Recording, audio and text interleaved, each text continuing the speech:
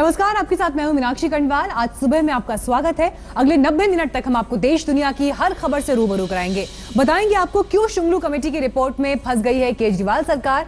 साथ ही दिखाएंगे देश दुनिया की 50 सबसे बड़ी हेडलाइंस। और मॉर्निंग स्पेशल में देखिए शराब के खिलाफ यूपी की महिलाओं की बगावत, सुबह 10:30 बजे मॉर्निंग स्पेशल। लेकिन आइए शुरुआत दिल्ली के साथ। क्या दिल्ली के सीएम अरविंद केजरीवाल ने पद का दुरुपयोग किया?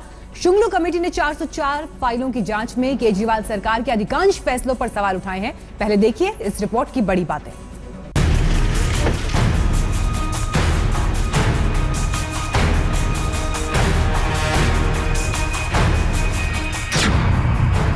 प्रचंड बहुमत से निरंकुश हो गए केजरीवाल।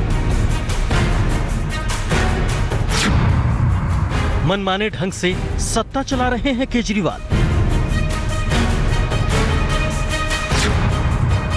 अपनों को रेवड़ियां बांट रहे हैं केजरीवाल। शुंगलू कमेटी की रिपोर्ट में घिरे केजरीवाल। दिल्ली में एमसीडी चुनाव से ऐन पहले केजरीवाल, उनकी सरकार और उनकी पार्टी के लिए फूटा शुंगलू कमेटी बम। और इस धमाके की गर्द में घिरे नजर आ रहे हैं दिल्ली के मुख्यमंत्री। सवाल तो छोटे से लेकर बड़े कई उठाए गए हैं, लेकिन सबसे खास है भाई भतीजावाद और मनमाने रवैये का, जिसके खिलाफ ही असल में केजरीवाल की सियासत शुरू हुई थी।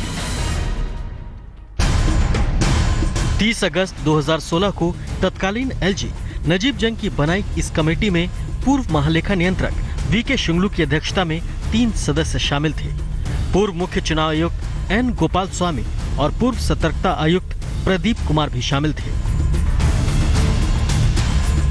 रिपोर्ट में केजरीवाल के करीबी मंत्री सत्येंद्र जैन की बेटी सौम्या जैन की नियुक्ति का मामला भी है। सौम्या को स्वास्थ्य विभाग में सलाहकार नियुक्त किया गया था। सौम्या मोहल्ला क्लिनिक का काम देखती थी। उसने 2 महीने काम भी किया। इस दौरान उसे 1,15,000 रुपए का भुगतान हुआ था। हालांकि विवाद बढ़ने पर सौम्या ने पद छोड़ दिया था। उस वक्त केजरीवाल और सत्येंद्र जैन दोनों ने सौम्या का खूब बचाव किया था।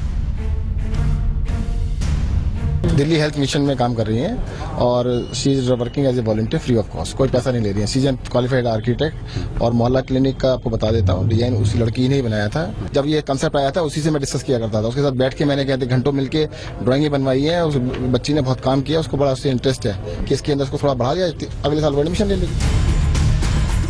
इसी तरह अरविंद केजरीवाल के रिश्तेदार निकुंज अग्रवाल को स्वास्थ्य विभाग में ओएसडी बनाए जाने पर भी खूब हंगामा हुआ था।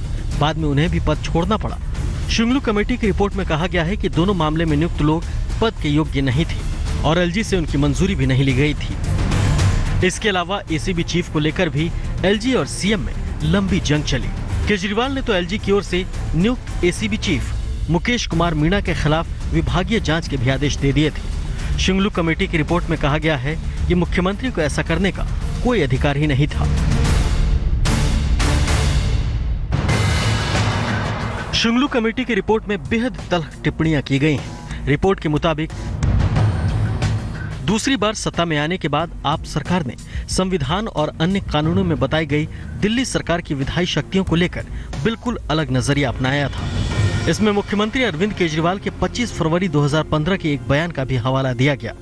रिपोर्ट के मुताबिक केजरीवाल ने कहा था कि सिर्फ कानून व्यवस्था, पुलिस और जमीन से जुड़े मामलों की फाइलें ही उपराज्यपाल की अनुमति के लिए भेजी जाएं, वो भी सीधे नहीं, वाया मुख्यमंत्री कार्यालय।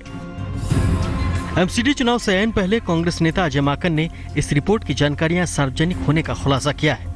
माकन ने ट्वीट कर जानकारी दी है कि आरटीआई के जरिए उन्हें हासिल हुई रिपोर्ट को वो आज दोपहर 12 बजे कांग्रेस दफ्तर में सार्वजनिक करेंगे।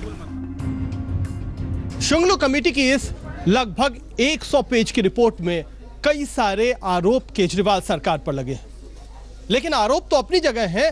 सियासी तौर पर इस रिपोर्ट का नुकसान केजरीवाल सरकार को कहीं ज्यादा होगा, क्योंकि टाइमिंग इस रिपोर्ट के सार्वजनिक होने के लिए केजरीवाल सरकार के लिए मुश्किलों भरी है, क्योंकि 20 दिनों के बाद एमसीडी चुनाव होने हैं और उसमें केजरीवाल सरकार की पहली सियासी अग्नि परीक्षा भी होगी। कुमार कुणा, दिल्ली, आज तक। अपने निजी केस के लिए सरकारी खजाने के इस्तेमाल पर पहले ही केजरीवाल सरकार घिरी हुई है। ऐसे में शुंगलू कमेटी की रिपोर्ट वाकई सरकार के लिए एक और बड़ी मुश्किल। एक ब्रेक के लिए हम यहाँ रुक रहे हैं, लेकिन ब्रेक के बाद आपको दिखाएंगे देश और दुनिया की 50 खबरें 10 मिनट में। फौरन लौट रहे हैं।